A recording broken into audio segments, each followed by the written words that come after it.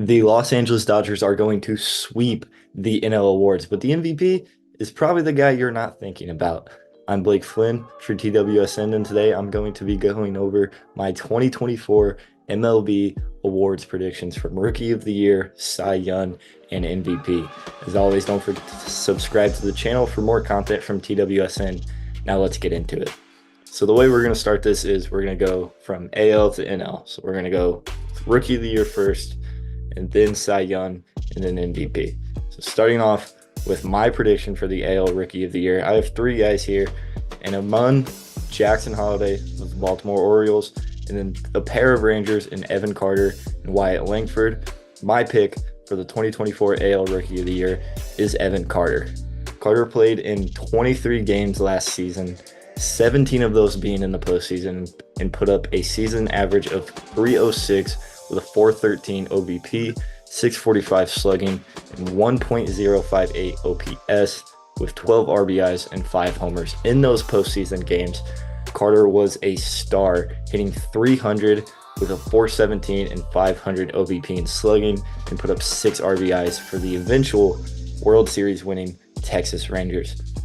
Now, while I think Holliday and Langford are really great candidates for award and can easily win this award, the biggest thing for me is I don't know if they're going to be up the whole year like Carter is. Jackson Holliday is only 20.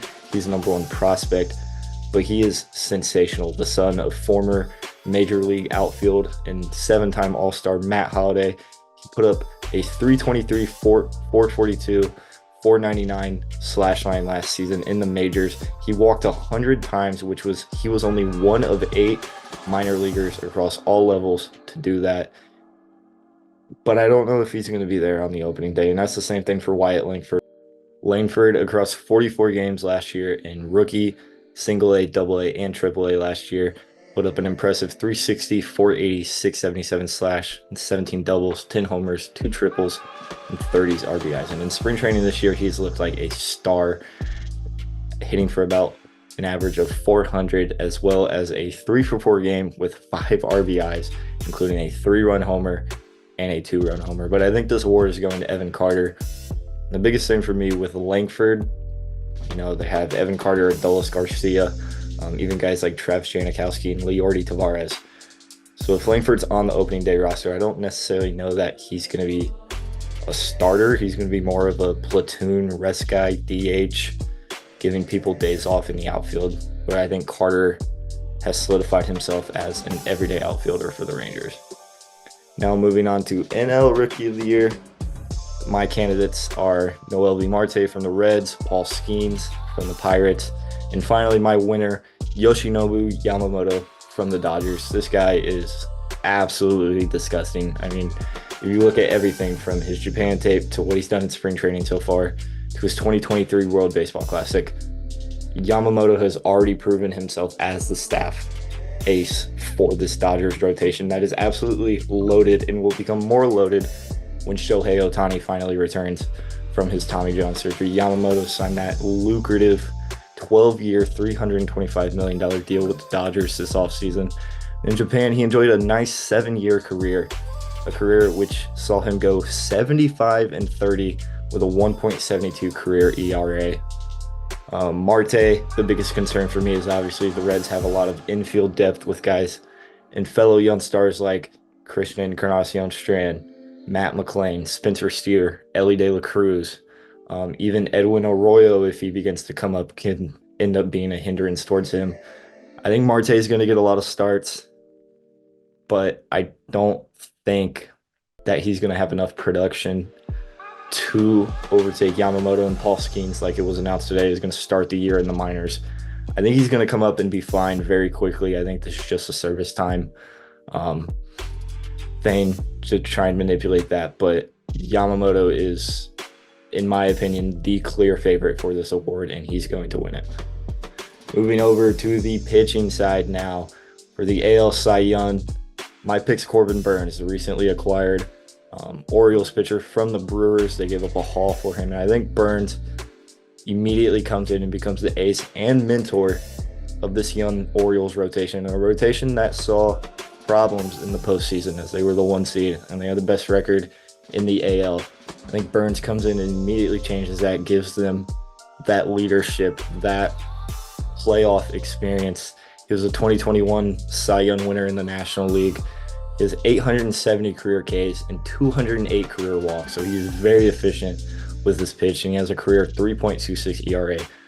The other two guys I'm looking at for this award, Luis Castillo, in his first full year in Seattle last year after being traded from the Reds, put up a 3.34 ERA with a just above 1 WHIP and 10 strikeouts per 9. He's been very solid, very reliable for whatever team he pitches. And then the other guy, Garrett Cole, obviously one of the most reliable pitchers in baseball. 5th best career ERA among active pitchers with 3.17. He was the AL Cy Young winner last season, in which he led the league in ERA, innings pitched, hits per 9, and he had the best WHIP in the majors. But I think Corbin Burns takes a step up and overtakes him for this award. In the NL Cy Young, obviously we have guys like Spencer Strider, who led the MLB in wins with 20, Ks with 218. He had the highest Ks per 9 with 13.5. I think he's a real candidate. Zach Gallen finally found his form and what we all believed he was going to be in 2023 after a few rough years with different teams, including the Diamondbacks still. He's finally found his form. A 3.47 ERA, going 17-9 last year. He was 3rd in the Cy Young voting last year for the NL, and he was a part of why the Diamondbacks got to the World Series. But my pick, again, Yoshinobu Yamamoto. I mean, his stuff, like I said, he is just filthy.